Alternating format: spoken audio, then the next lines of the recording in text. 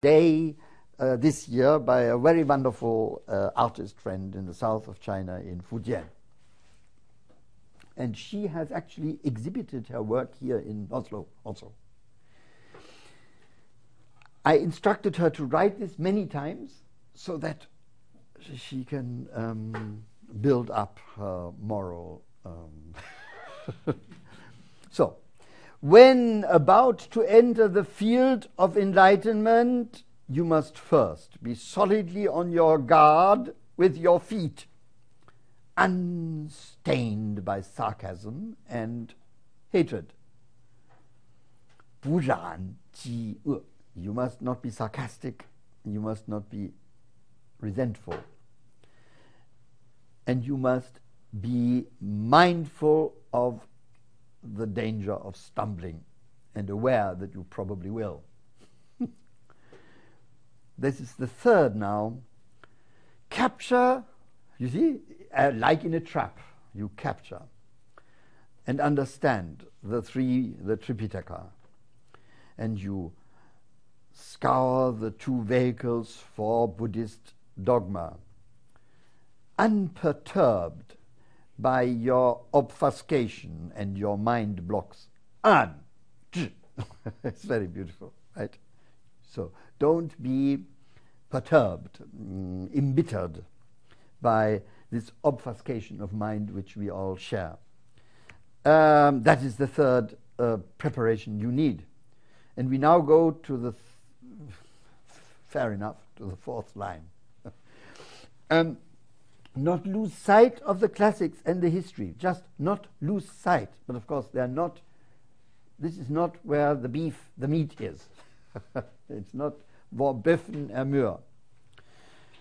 Diligently peruse the classics for words and expressions for your transmission of the Buddhist truth, and not be excessive in your ineptness.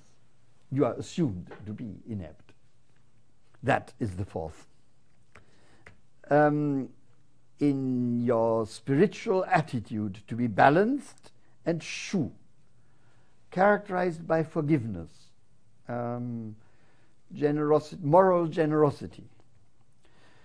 Be simple and straightforward, empty so as to be receptive for the Buddhist truth, and pliable, and without fond insistence on fixed opinion, that you monopolize, Chuan.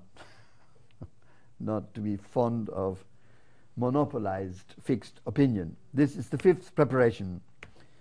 And the sixth is to immerse yourself, and this is interesting, into the art of the Buddhist truth, which they call here the way, simply, but of course they mean.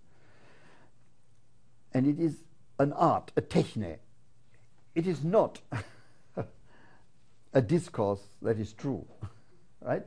It is a techne, a way of going about life that is at issue. Indifferent, of course, to fame and profit, and not desirous of high position. That is the sixth preparation that you must have in order to be a good translator. And seventh, you must be familiar with the Brahmin language. And of course, we translate this always as Sanskrit. I think it's a mistranslation. You have no idea whether they meant Pali or Sanskrit or any other language which they imagined, probably wrongly imagined, was Indian when it was Central Asian. We weren't there. Then to be at ease. You see, xian, very crucial. You must be at ease in translating straightforwardly. This ease of translation, which comes from your moral cultivation, I think it's very nice to think of that as something that is essential for doing the work that they were doing.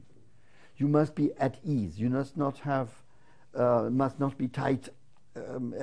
Ikke med sammenknipne endeballer, om jeg så må sige. This is the force of this instruction. And you must, and then without, in so doing, to fall into heretic teachings. And this is very interesting. Having said that you must be at ease, he is frightened, but he has opened the gates for in fact, heterodox or even heretical thinking and so on. So I think here, for once, you can see in the text that it has a progression, that somebody is reacting to what he himself has just been saying. That is the seventh preparation, and the eighth is to study closely. And here it comes, the Chinese dictionaries, the Changjie and the Erya. That's interesting, right? So the translator was not supposed to look at Indian dictionaries, not that there were a furious number at this particular point in time, but in China, of course, there were very big dictionaries at the time, which is why I think it is so significant for us to repeat here that the Chinese, having such wonderful dictionaries themselves, never produced any foreign language dictionary of Sanskrit until they translated Monier Williams in the 20th century. And in fact, the production of dictionaries in China, foreign language dictionaries in China, by the year 1911, was vastly inferior to the production of such books, for example, in Danish. So the Danes had of course, the Dutch you can't even mention in the same breath. But even the Danes had many more dictionaries than the Chinese.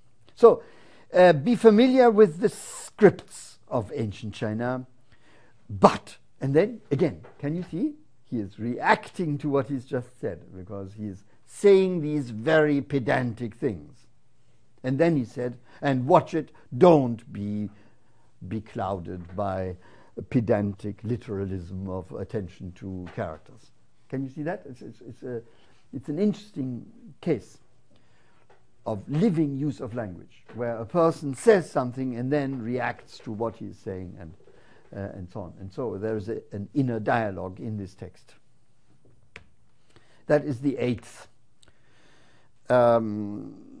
These are just, in case somebody can read Chinese, these are the Chinese dictionaries that are being referred to here. So then he says, from our time onwards, we have passed things on from the avatars, you see. 九点乘法. The old classics have established a pattern, and they could be made into models. In turn, people have mulled over their identical views, followed tradition. They wrote the same things, and they never asked about right or wrong. And that, I think, is the point on which I want to finish here, because that is indeed how it ended up, as a dead mulling over of ill-understood material that was, in fact, treated in ways that were not only not understood, but made no bloody sense anymore. The point at which I noticed this was when I personally did the only detailed research I have done on translation, which is in the history of logic, Buddhist logic, where in the 7th century AD, we can demonstrate that when the Chinese translated Indian logic, they significantly strengthened the text.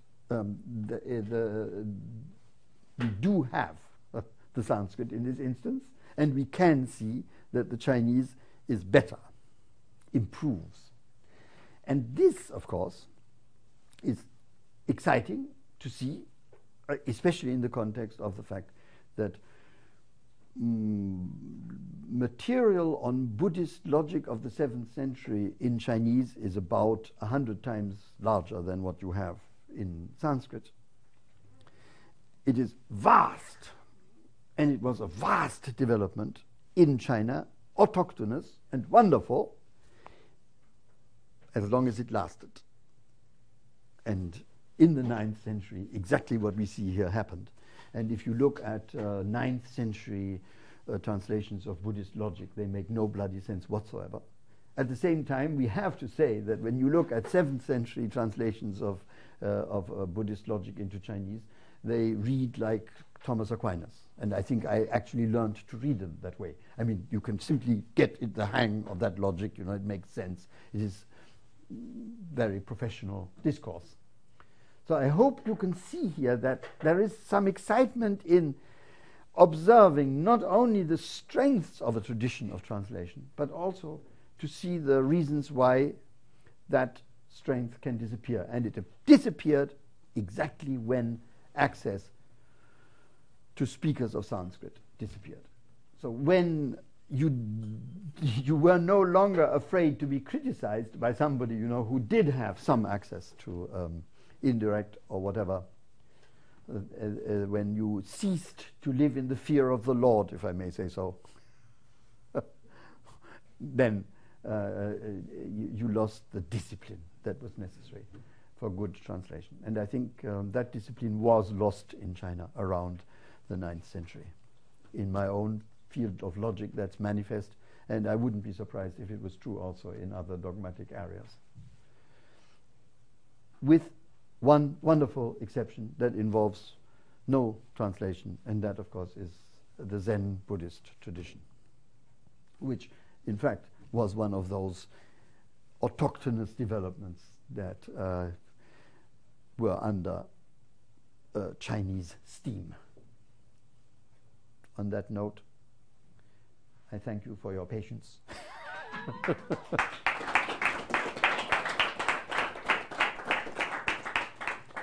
Thank you very much for this very interesting, inspiring, and entertaining lecture.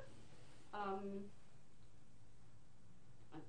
trying to do the technical stuff here, so but think of questions while I'm trying to